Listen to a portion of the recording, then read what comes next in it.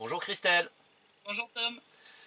Alors nous arrivons au 41e Citrep, nous sommes le 20 mai et comme le Citrep est particulièrement long et que j'ai pas envie que ça dépasse 45 minutes parce que ça risque de faire un deuxième épisode et c'est pas très agréable forcément pour ceux qui regardent, donc je vais te laisser complètement la parole et je vais intervenir vraiment au strict minimum. Merci, je te laisse la parole. Ouais, merci à toi. Durant la semaine écoulée, l'armée ukrainienne a violé le cessez-le-feu en République populaire de Donetsk à 324 reprises, soit un poil moins que la semaine passée, au cours desquelles 2146 projectiles d'un calibre interdit par les accords de Minsk ont été tirés, donc je rappelle artillerie, mortier et chars d'assaut, en hausse légère par rapport à la semaine dernière. Durant les dernières 24 heures, 58 nouvelles violations sont venues se rajouter. Ces tirs ont touché 31 localités de la République, en hausse par rapport à la semaine dernière, on était à 27. En République populaire de Lugansk, sur la semaine écoulée, il y a eu 32 violations du cessez-le-feu et 936 obus d'artillerie ou de mortier tirés par l'armée ukrainienne. 8 violations et 249 obus de plus sont venus se rajouter durant les dernières 24 heures. Donc dans les deux républiques, les dernières 24 heures ont été assez chaudes.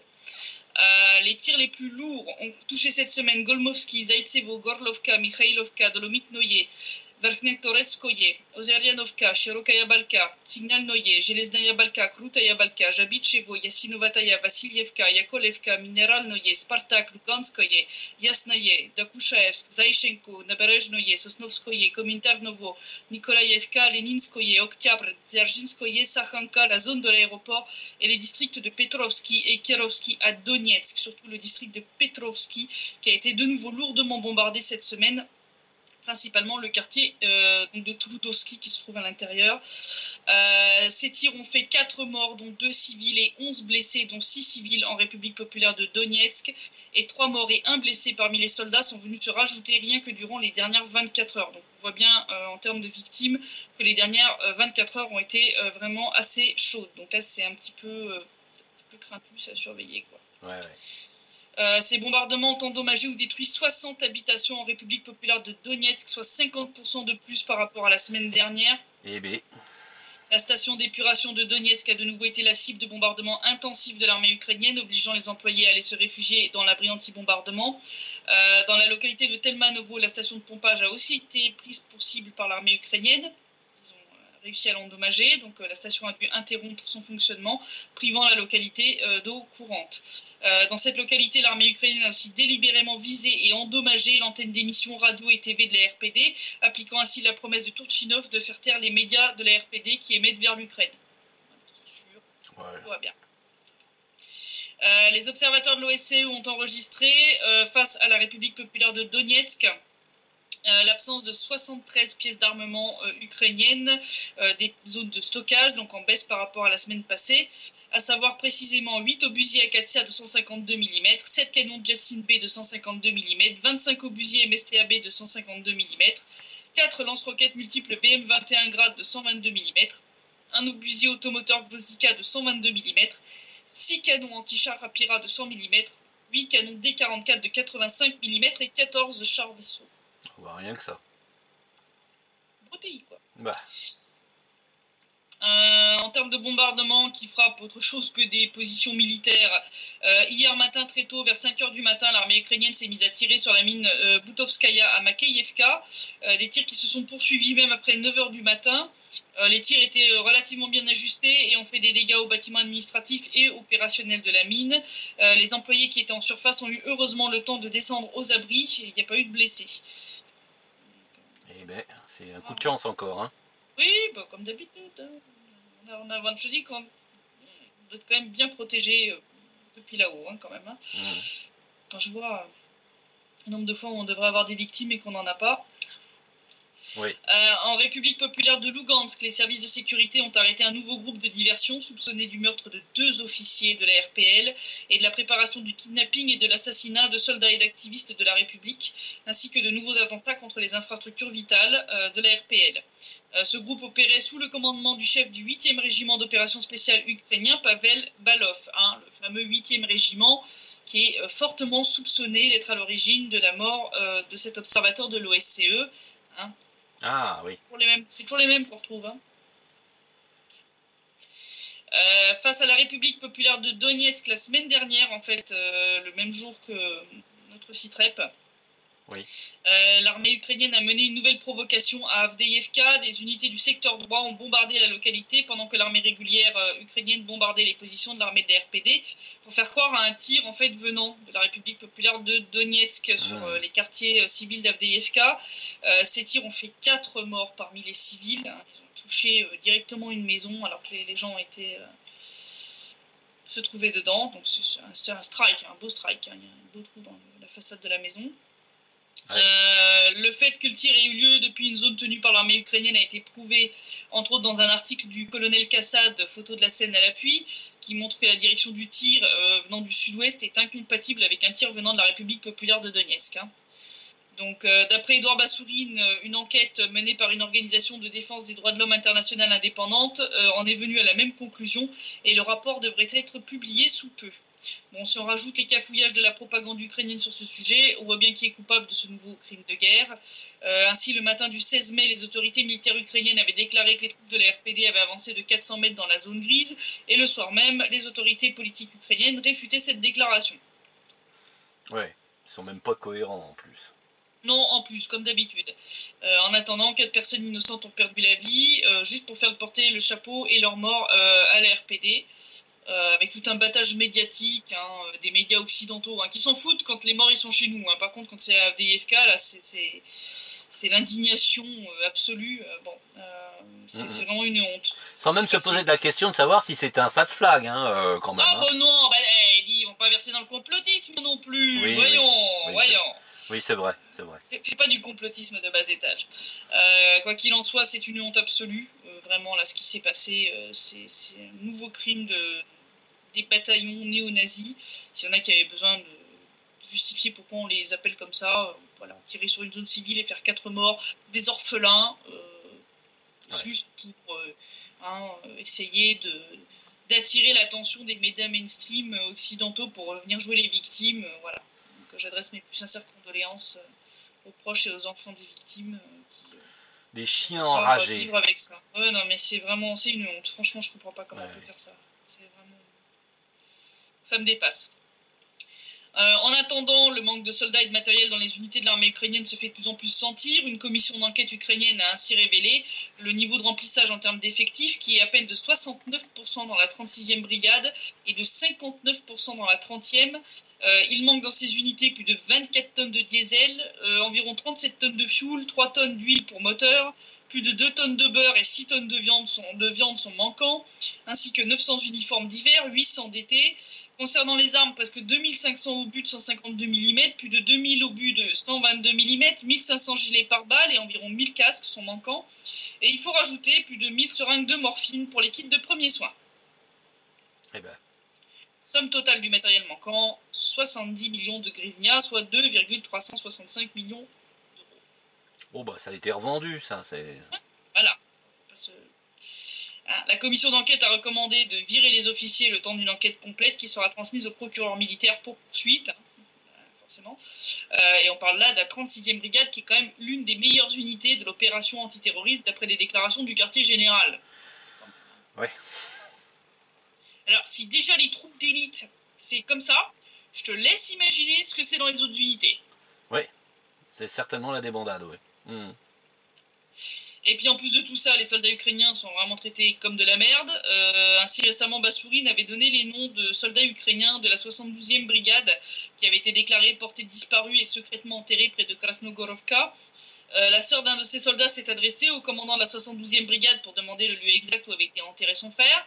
Le commandant a refusé de l'aider, niant même le fait qu'il ait été enterré, mais des personnes du quartier général de la même unité lui ont proposé de l'aider à résoudre ce problème. Mais pas gratuitement. Ah oui, bah forcément. Ils lui ont demandé 10 000 grivnia, soit l'équivalent de 337 €. Ah, faut oser, hein. Ah ouais, non mais bon, hein, faut oser profiter du malheur des familles de soldats, hein. Et alors pour ceux qui pensent que c'est un cas isolé, que hein, c'est une exception, ça n'est pas le cas. Et on a découvert que chaque unité a sa liste de prix. Ah, c'est tarifé en plus. Ah, c'est tarifé, oui. Hein, donc, à la 72e brigade, les prix vont de 5 000 à 15 000 grivnia. Dans la 36e brigade, dont on parlait un peu plus tôt, là, on est au maximum à 10 000. Et dans le fameux régiment Azov, hein, je rappelle, de troupes néo-nazis, le prix grimpe avec un prix de départ à 20 000 grivnia. Ah bah oui, forcément. Voilà. Donc, si vous aviez des proches qui étaient dans le régime Azov et qui ont disparu, bah, préparez la monnaie. Hein. Voilà. Et bon, c'est pas que le nouveau procureur militaire de la zone de l'OAT, le colonel Senyuk, qui est corrompu jusqu'à l'os, que ça va s'arranger. Hein. Donc, si là nos auditeurs ou nos lecteurs ont envie de vomir, c'est normal. Ça veut dire que vous êtes une personne normale et saine d'esprit. Là, franchement, c'est tout ce que ça inspire. Oui. À force d'être traités comme ça, résultat, les soldats ukrainiens continuent de la picole, leurs officiers aussi. Ah bah oui, ouais. Désespoir, hein. Y a que l'alcool, hein, malheureusement, hein. Ou la fumette. Voilà. Donc, résultat, la semaine dernière, des photos sont apparues sur Internet montrant 2 officiers de la 54e brigade des forces armées ukrainiennes attachés à des piloris couverts d'adhésifs par leurs propres soldats, qui en avaient ras-le-bol de l'état d'ébriété constant de leurs officiers. Donc ils ont décidé de prendre des mesures radicales, ni plus ni moins qu'une mutinerie. Donc ils les ont attachés, puis après ils ont pris des photos qu'ils ont postées sur Internet. Ah oui, 2 photos, on voit effectivement, elles sont pas très lumineuses, mais on voit très bien les types scotchés à un arbre. Voilà. Ouais. Donc bon, le ministère de la Défense ukrainien n'a pas beaucoup apprécié le concept. Hein. Il a envoyé une commission sur place pour mener l'enquête. D'après le post Facebook d'un volontaire qui aide les soldats ukrainiens, hein, Yuri Misyagin, donc on peut pas l'accuser de faire de la propagande pro-russe, ce garçon. Hein. Il est pro-ukrainien jusqu'au bout des ongles. Et il a déclaré « La commission est arrivée en grand nombre sur le site de l'incident. Ils mettent la 54e brigade sans dessus-dessous, essayant de trouver ceux qui ont attaché les officiers et qui les a libérés. Alors vous me demandez à quel niveau doit tomber le respect dû aux officiers et ce qu'ils doivent faire pour finir attachés sur site ? Je vais vous le dire. De quel honneur de l'uniforme d'officier parlons-nous ? Si l'officier lève le coude constamment et est par conséquent mort-sous. L'analyse du taux d'alcool a montré que le major avait plus de 4 grammes d'alcool par litre de sang. Oui, vous avez bien entendu, plus de 4 grammes par litre. Il semble qu'après une telle dose d'alcool, un homme ne peut pas rester debout. Donc je signale que normalement, à 4 grammes par litre, on est en état de coma éthylique hein, pour une personne normale. Hein, oui. Juste pour situer un peu nos auditeurs. Le capitaine avait moins d'alcool dans le sang, mais c'était déjà beaucoup. Je me souviens de lui lors du déploiement dans l'arc de Svetlodarsk. Il était nouveau dans la brigade, mais il buvait déjà beaucoup. Voilà. D'après ce volontaire, donc ces 2 officiers, malgré l'incident, ont refusé de quitter l'armée ukrainienne. Et le plus beau, c'est quand même les médias ukrainiens, hein, quand même, qui ont essayé de les présenter comme des héros. Ah ben on a les héros qu'on mérite, hein, à la limite. Hein. Voilà. Donc ça, c'est quand même extraordinaire. Hein. Donc ce volontaire a dit oui, des héros avec 4 grammes d'alcool par litre de sang dans le corps. Voilà. Donc voilà où en sont la presse et la propagande ukrainienne. Après les collaborateurs de nazis, les officiers alcooliques deviennent les nouveaux héros de l'Ukraine post-Maïdan. Comme tu dis, on a les héros qu'on peut. Hein. C'est ça. C'est joli quand même l'armée ukrainienne. Hein. Alors, résultat, pour faire face à la pénurie de soldats et d'officiers, les autorités comptent sur les futurs diplômés des écoles militaires ukrainiennes. Officiellement, ils n'iront pas dans la zone de l'OAT s'ils ne le veulent pas. D'après les documents obtenus par les services de reconnaissance de la RPD, 1435 officiers de réserve seront appelés à servir. Le commandement de l'armée ukrainienne prévoit en fait, en vrai, de faire vivre l'enfer aux officiers qui voudraient servir ailleurs que dans le Donbass pour les pousser à signer un contrat et venir servir ici. Ah oui, dans la zone de la soi-disant opération antiterroriste. Ah, mais comme l'a si bien souligné Bassourine, ce n'est pas une opération antiterroriste, c'est un marché où tout se vole et se vend, et les gens, qu'ils soient civils et militaires, ne sont que des consommables servant au profit de quelques-uns. Je n'aurais pas su dire mieux. Si on regarde l'évolution générale de la situation en Ukraine, l'Ukraine, comme son armée, s'effondre inexorablement. Personne n'est en mesure d'arrêter la descente vers le gouffre. Si certains pensent que la situation est déjà suffisamment grave et qu'il ne faut pas faire de catastrophisme, Dmitri Orlov, dans son dernier article Olduvai sur le Dniepr, qui a été traduit par le Seeker francophone, donne tout de suite le ton. Hein. Ça va encore empirer. Ouais. Voilà. Donc il a principalement axé son article sur l'effondrement très proche à venir du réseau électrique ukrainien. Donc il a détaillé très longuement tous les facteurs qui vont provoquer cet effondrement et donc l'effondrement de tout le pays avec. Donc je le cite, nous avons une nation en faillite et effondrée, en guerre avec elle-même. Elle est gérée par des voleurs qui interfèrent avec le fonctionnement de son réseau électrique en jouant avec des fournisseurs clés afin de satisfaire les fanatiques nationalistes tout en se gavant simultanément sur la bête. Vous auriez raison de penser que cette situation est plutôt mauvaise, mais peu importe la façon dont les choses sont mauvaises, il est toujours possible de les rendre encore pires. Il est positif, Orlov. Donc ça rejoint ce que je dis depuis des mois. Toutes ces décisions nationalistes des autorités ukrainiennes actuelles vont mener le pays au suicide, pur et simple, collectif. Je vous encourage d'ailleurs tous à aller lire son article en entier, parce que franchement, il est très très bien fait. Ça éclaire vraiment sur les conséquences que ces décisions suicidaires vont avoir sur le réseau électrique ukrainien, et entre autres les risques pour la sécurité nucléaire. Donc on mettra le lien sous la vidéo parce qu'il explique très très bien à quel point la corruption à tous les étages fait que maintenant la maintenance de base des centrales nucléaires ukrainiennes est à un niveau absolument, c'est catastrophique. Alarmant. C'est alarmant, c'est vraiment ceux qui disent que non ça va pas péter. On mettra le lien pour aller lire cet article-là dans la description de la vidéo. Vraiment, j'encourage les gens à aller le lire. Il est un peu long, mais il est très très bien expliqué, et il fait aussi un parallèle entre l'Ukraine et les États-Unis. C'est assez intéressant. Et si certains se demandent pourquoi l'idéologie nationaliste ukrainienne est aussi mortifère et suicidaire pour le pays, Orlov toujours l'explique par le fait que l'identité culturelle ukrainienne est en fait celle de la victimisation permanente. Si quelque chose va mal, c'est pas de leur faute, c'est toujours celle des autres, surtout la Russie. Donc malheureusement, on peut pas avancer, on peut pas faire avancer un pays avec une mentalité pareille. Parce que ça veut dire qu'on est incapable de tirer les leçons de ses erreurs, et donc on les répète sans fin. Donc je le cite, l'identité culturelle ukrainienne est très spécifiquement fondée sur les griefs et les victimes. Elle n'a jamais été un véritable pays, mais un complément, dans le meilleur des cas, à la Russie, ou à défaut à la Pologne, à la Roumanie, à l'Autriche-Hongrie ou à l'Allemagne nazie. Des épisodes de l'État ukrainien qui ont été des épisodes d'occupation étrangère non russe. Pour le dire simplement, il n'y a rien du tout de positif dans l'identité nationale ukrainienne.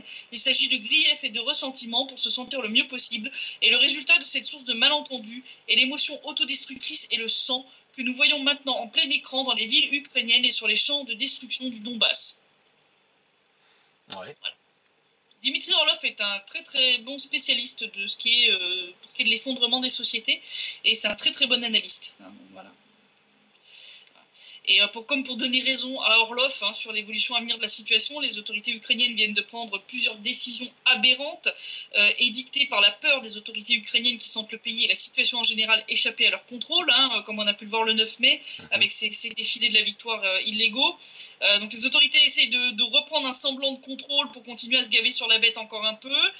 Celle qui a fait le plus de bruit, c'est la mise en place d'une véritable dictature numérique en Ukraine, puisque l'Ukraine vient en effet d'interdire pour 3 ans Yandex, Vkontakte, Odnoklassniki et Mail.ru, entre autres.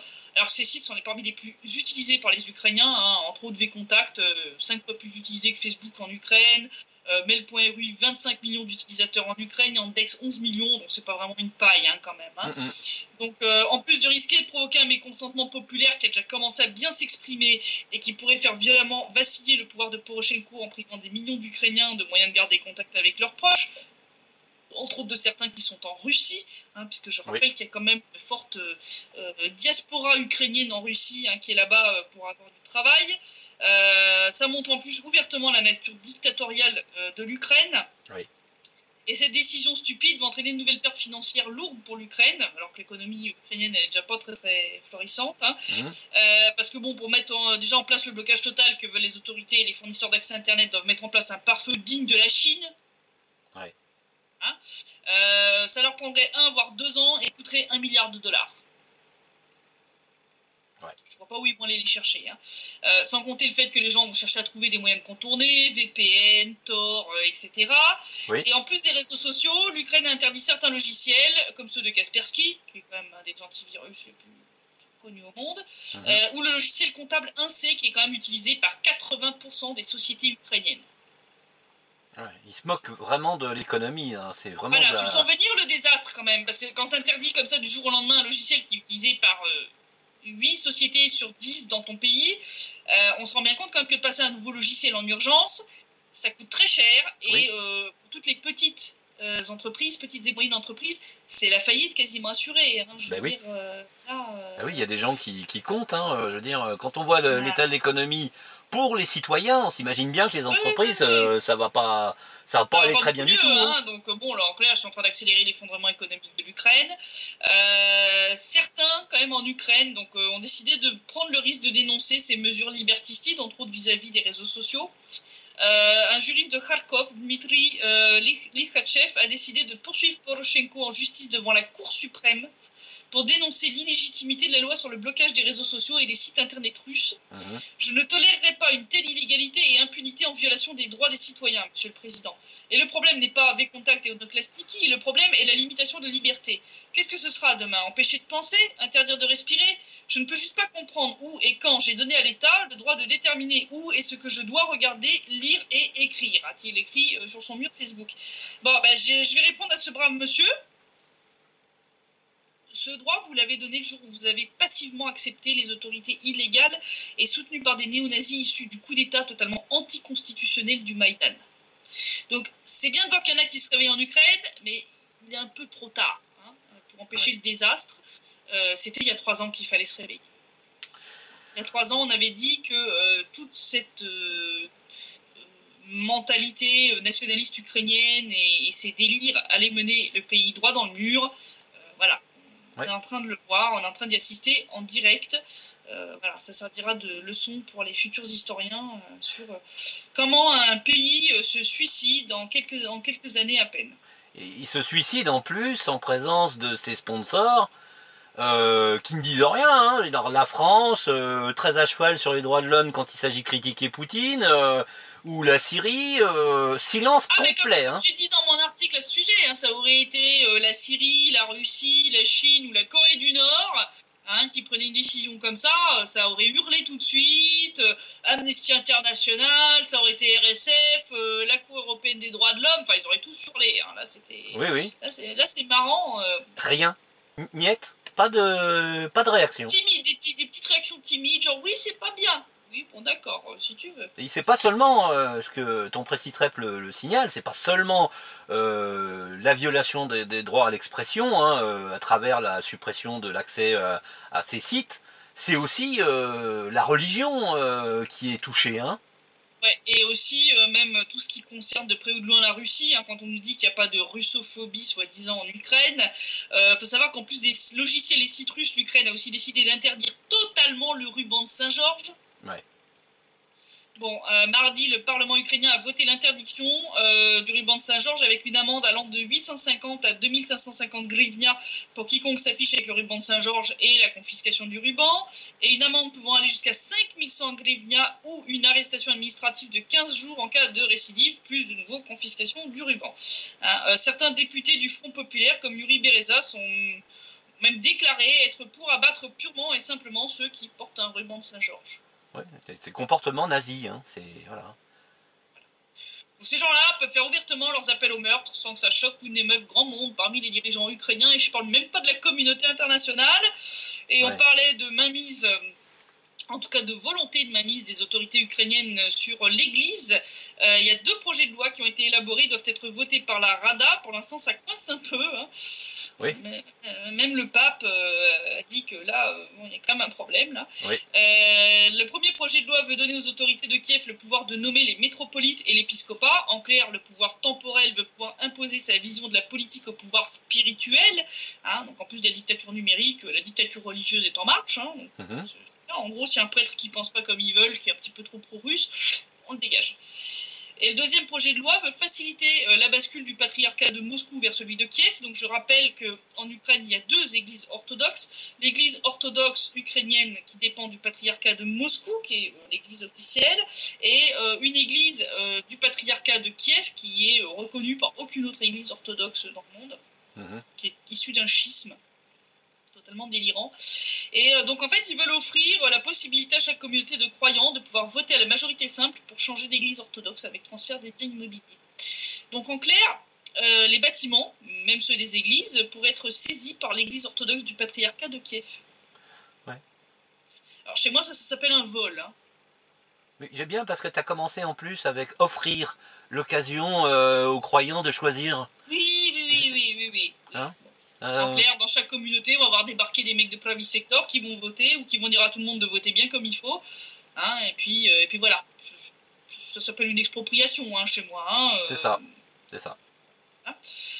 La semaine fut aussi marquée par l'action d'un ex-garde du corps de Dmytro Yarosh, je rappelle ancien leader de secteur droit, encore des gens avec des crampes au bras droit, contre un chauffeur de taxi russophone à Kamensky, dans la région de Dnipropetrovsk.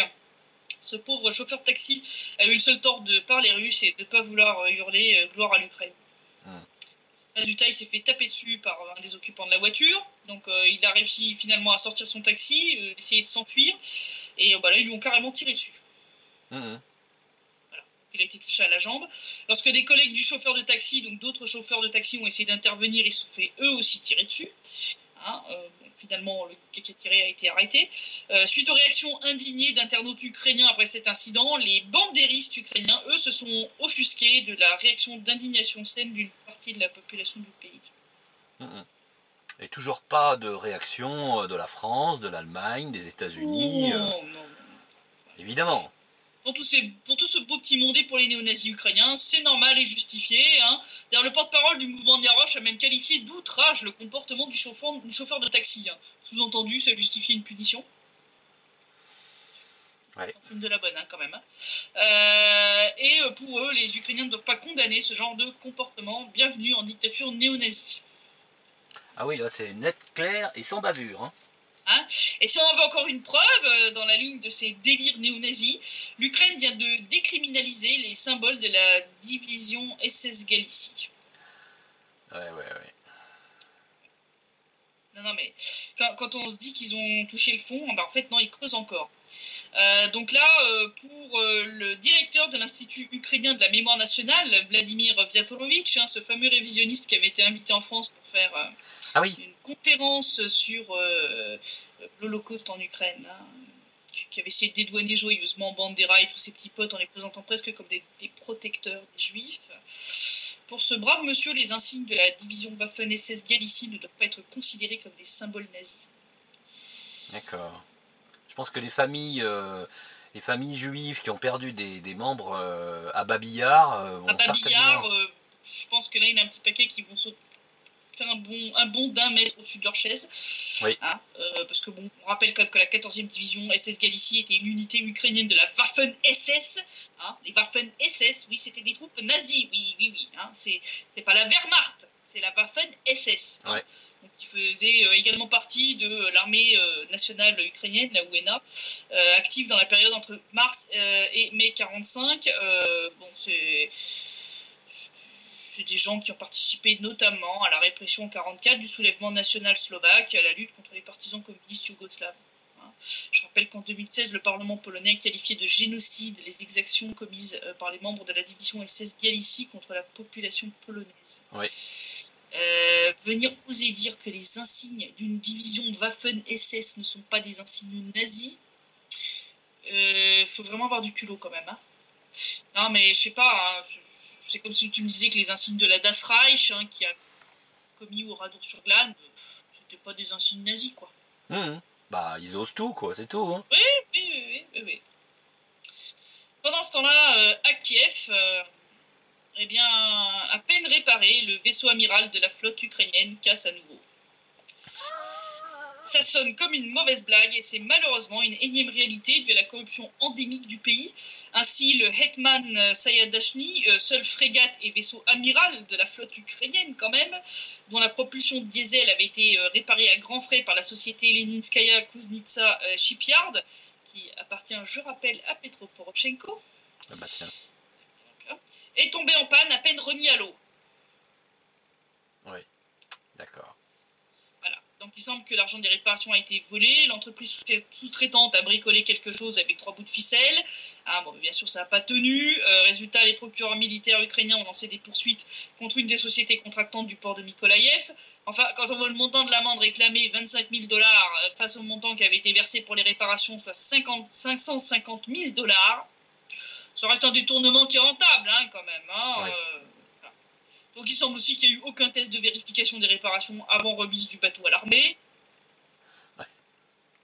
qui est normalement la norme, hein, je rappelle. Donc c'est une gabegie totale qui vire à l'absurde quand on sait qui est le propriétaire de la société chargée des réparations, hein, le soi-disant président ukrainien, c'est-à-dire quand même le chef suprême de l'armée, hein, qui préfère s'en mettre plein les poches plutôt que de s'assurer que son armée est en état de combattre. Parce que bon, si le vaisseau amiral est dans cet état, t'imagines le reste de la flotte ukrainienne. Hein. Ah bah oui. C'est comme avec la 36e brigade, hein, quand tu vois les troupes d'élite qui sont déjà dans cet état-là. Bah, peut-être qu'il devrait envisager d'installer un kit de pédalo, hein, sur les bateaux. Ouais, je crois que ça va se terminer comme ça. Bon, en conclusion, quand on voit l'état et de l'armée et de la marine ukrainienne, je veux dire, les délires de Poroshenko sur le fait que l'armée ukrainienne serait le gilet pare-balles de l'Europe. Ouais, bah il a plein de trous, son gilet pare-balles. Ouais, c'est ça, hein, ça ressemble pour moi plus à une passoire qu'à un gilet pare-balles. Ouais, et surtout, ça montre définitivement que si réellement l'armée russe avait voulu envahir l'Ukraine, on n'aurait pas pris une semaine, franchement. Parce qu'avec une armée dans cet état, tu vas pas me faire croire que tu peux résister à la deuxième armée au monde. Non, c'est clair, c'est clair. Surtout quand arrêter les conneries.